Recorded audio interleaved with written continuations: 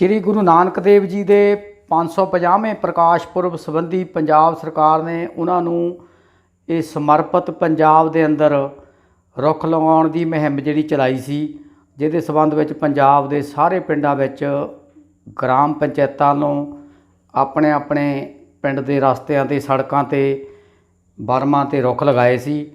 ये रुख किन्ने क लोकां ने खास करके सड़कों नेड़े खेती करते किसानां ने इन्हां रुखां नूं किन्ना क बचाया वो आपां सारे जाणदे ही हाँ। ये रुख किन्ने क बचे आ वो अपने रोज़ाना देखण चाहुंदे ही हाँ। पर इस वेले कणक दा जिहड़ा नाड़ साड़िया जा रहा उसकी भेंट रहिंदे खुंदे भी रुख जिहड़े चढ़ गए ने। इस दी मिसाल बिलगा विच श्री गुरु अर्जन देव कबड्डी अकैडमी जिहड़ी खेडां दे खेत्र तो इलावा बिलगा नूं हरिया भरिया करन लई भी जिम्मेवारी निभा रही आ। उस वालों पिछले साल बिलगा तो मुआई, बिलगा तो रामाखेला रोड अते बिलगा तो तालवा रोड खास करके अकाल अकैडमी के अगे जिथे खड़न लई छां है नहीं धुप विच उत्थे रुख लगाए गए सी।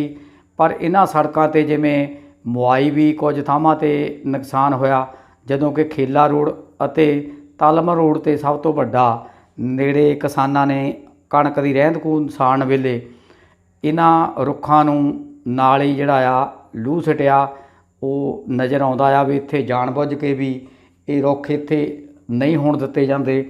और ये तुसीं आ सारे जिहड़े मौके दे जिहड़े दृश्य देख रहे हो। और जदों इन्हां रुखां नूं साडे अकैडमी के प्रधान गुरनाम सिंह जक्कू की अगवाई विच पानी पाउण लई मैंबर गए तां उत्थे ये रुख जिहड़े आ वड्डी गिणती च सड़े मिले, जिन्हां नूं देख के भावें कि हर एक इंसान जिहड़ा आ वो देख के मन जिहड़ा आ निराशा जिहड़ी आ सुभाविक ही आ होनी। पर इत्थे असीं इन्हां किसानां नूं अपील करदे आ भी भावें तुसीं पिछले समय तो दिस ही रहा भी इन्हां सड़कों ते जिहड़ा आ बिल्कुल पੱਧਰ होया पिया, कोई भी रुख नहीं रहा। पर इत्थे असीं भी ये तहैया कीता होया है कि इत्थे रुख जिहड़े आ एक दिन होणे ही होणे आ, क्योंकि असीं रुख लगाउण दी सेवा करदे आ। ये किसान जिहड़ा आ रुख साड़न दी जिहड़ी आ ये ड्यूटी करदे आ। ये सारिਆਂ ਦੇ सामने आ, आस पास सब लोग इन्हां नूं अक्सर देखदे आ, क्योंकि साडा तजर्बा आ पिछले समय 'ਚ असीं बिलगे तो जिहड़ा मुआई रोड आ उत्थे सानूं कई थावीं जिहड़ा अजिहे हालात जिहड़े बने जिथे अज उही किसान जिहड़े आ सड़कों के नेड़े ये नाड़ साड़न तो पहलां उत्थे हल लगाउंदे ने और उत्थे दरख्त जिहड़े आ अज बन चुके ने बूटे। इन्हां सड़कों ते भी एक दिन दरख्त बनणगे, कोई ऐसी गल नहीं है। फर्क सिर्फ इन्ना आ समझण ते समझाउण दा, क्योंकि साडे गुरु साहिबान सानूं जिहड़े आ ये सिक्शा दिंदे आ भी ये जिहड़े रुख आ ये लगाउणे बड़े जरूरी आ, रुखां नाल ही साडा जीवन आ। पर ये किसान जिहड़े बड़े गलत फहमी च आ, इन्हां नूं ये समझ लेना चाहिदा आ भी ये रुख एक दिन इन्हां सड़कों ते होणे ही आ। और रुख जिहड़े आ ये इन्हां ने इन्हां दी ज़्यादा छां मानणी आ।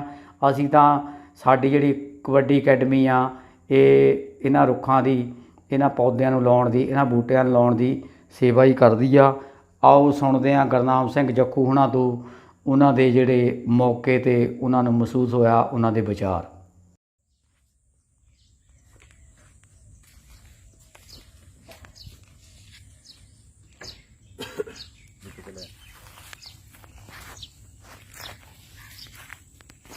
वाहिगुरू जी का खालसा वाहिगुरू जी की फतेह। मैं गुरनाम सिंह बिलगे तो अज अकाल अकैडमी के गेट के सामने असी पिछले साल बहुत ही वधिया ते वड्डे वड्डे कद दे बूटे लाए सीगे। जिहड़े नाल लगदे किसान परिवार आ, मैं ते सरदार बलवीर सिंह पवादड़ा एक बारी उन्होंने जो पट के सिੱਟੇ बूटे साडे ते असीं उन्हां दे खूह ते जाके बेनती भी करके आए सी भी किरपा करके भी तुसीं ये काम ना करो। कुछ दिन पहलां असीं लंघ के गए सी तां बूटे बहुत हरे भरे सीगे ये, पर सानूं अंदेशा सीगा भी शायद ही कोई इदां दी गल करनगे। असीं इन्हां नाल संपर्क बनाउण दी कोशिश भी कीती, फोन भी कीता, पर इन्हां नाल गल नहीं हो सकी। अज सवेरे असीं साडे बहुत ही सत्कारयोग सर निर्मल सिंह सरपंच मुआई तो जिहड़ा साडा बिलगा तो मुआई तक दा जिहड़ा साडा मिशन सीगा ਉਹਦੇ ਵਿੱਚ बड़ा ਵੱਡਾ साथ दिता सानूं नहीं। ਤੇ ਅੱਜ ਉਹਨਾਂ ਦੀ सेवा लाई सी ट्रैक्टर ਦੀ ਵੀ ਆਪਾਂ ਅਕਾਲ ਅਕੈਡਮੀ रोड ਤੇ DAV रोड ਤੇ ਆਪਾਂ ਬੂਟੇ ਜਿਹੜੇ ਲਾਉਣੇ ਆ ਆਪਾਂ ਲੱਗੇ ਹੋਏ ਉਹਨਾਂ ਨੂੰ ਪਾਣੀ ਪਾਉਣਾ।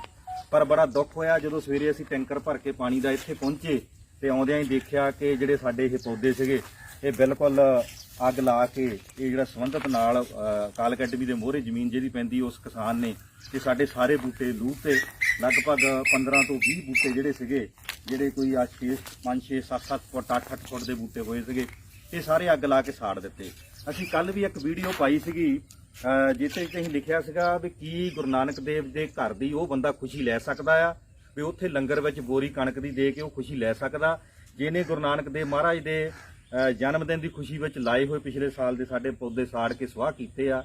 ਮੇਰਾ ਆਪਣਾ ਮੰਨਣਾ ਆ ਵੀ ਬਲਿਹਾਰੀ ਕੁਦਰਤ ਵਸਿਆ ਹਨਾ, ਇਹ ਬਾਕਾਂ ਨੂੰ ਜੇ ਆਪਾਂ ਦੇਖਦੇ ਆ ਪਵਨ ਗੁਰੂ ਪਾਣੀ ਪਿਤਾ ਮਾਤਾ ਧਰਤ ਮਹੱਤ ਵਾਲੀ ਗੱਲ ਨੂੰ, ਇਹ ਧਰਤੀ ਵੀ ਸਾੜ ਦਿੱਤੀ, ਇਹ ਪੌਦੇ ਵੀ ਸਾੜ ਦਿੱਤੇ, ਤੇ ਮੇਰੀ ਸਮਝ ਮੁਤਾਬਕ ਤਾਂ ਇਹ ਗੁਰੂ ਘਰ ਦੀ ਖੁਸ਼ੀ ਕਦੀ ਨਹੀਂ ਲੈ ਸਕਦੇ। ਸੰਗਤਾਂ ਅੱਗੇ ਅੱਜ ਰੂਬਰੂ ਇਸੇ ਕਰਕੇ ਹੋਏ ਆ ਕਿ ਘੱਟੋ ਘੱਟ ਆਪਾਂ ਹੁਣ ਲੜ ਨਹੀਂ ਸਕਦੇ ਇਹਨਾਂ ਨਾਲ, ਕੁਝ ਕਰ ਨਹੀਂ ਸਕਦੇ, ਪਰ ਆਪਾਂ ਇਹਨਾਂ ਨੂੰ ਹੁਣ ਲਾਹਣਤਾਂ ਹੀ ਪਾ ਸਕਦੇ ਆ, ਕਿਉਂਕਿ ਸਾਡੀ ਬੜੀ ਮਿਹਨਤ ਸੀਗੀ। ਪਿਛਲੇ ਸਾਲ ਇਹ ਸਾਡੇ ਵਿਜੇ ਬੈਂਕ ਦੇ ਮੈਨੇਜਰ ਸਾਹਿਬ ਜਿਹੜੇ ਸੀਗੇ, ਉਹਨਾਂ ਨੇ 50 ਬੂਟਿਆਂ ਦੀ ਸੇਵਾ ਪਾਈ ਸੀ। 50 ਦੇ ਵਿੱਚੋਂ ਕੁਛ ਤਾਂ ਹੀ ਨਹੀਂ, ਜਦੋਂ ਲੱਗਦੇ ਸਾਰੇ ਥੋੜੇ ਦਿਨਾਂ ਬਾਅਦ ਪੱਟ ਕੇ ਸਿੱਟਣੇ ਸ਼ੁਰੂ ਕਰ ਦਿੱਤੇ ਸੀਗੇ। ਸਾਡੀ ਬੇਨਤੀ ਤੋਂ ਬਾਅਦ ਕੁਛ ਫੇ ਇਹਨਾਂ ਨੇ ਜਦੋਂ ਝੋਨੇ ਨੂੰ ਅੱਗ ਲਾਈ ਉਦੋਂ ਲੂਹ ਤੇ ਆ ਹੁਣ 15-20 ਬੂਟੇ ਜਿਹੜੇ ਬਚੇ ਸੀਗੇ ਸਾਡੇ ਕੋਲ, ਇਹ 15-20 ਬੂਟੇ ਜਿਹੜੇ ਸੀਗੇ ਇਹਨਾਂ ਨੇ ਹੁਣ ਅੱਗ ਲਾ ਕੇ ਸਾੜਤੀ ਆ।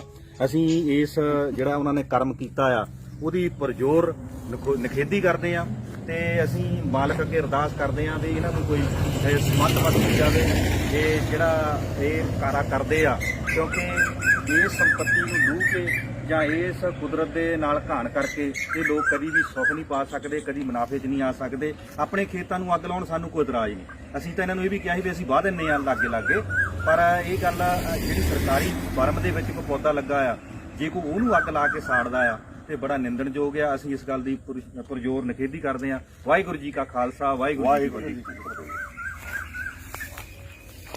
2 ਮਿੰਟ ਤੋਂ ਟੱਪ ਗਈ ਹੋਣੀ ਨਾ। ਤੁਸੀਂ ਦੇਖ ਰਹੇ ਸੀ ਬਿਲਗਾ ਨਿਊਜ਼ ਆਨਲਾਈਨ ਚੈਨਲ।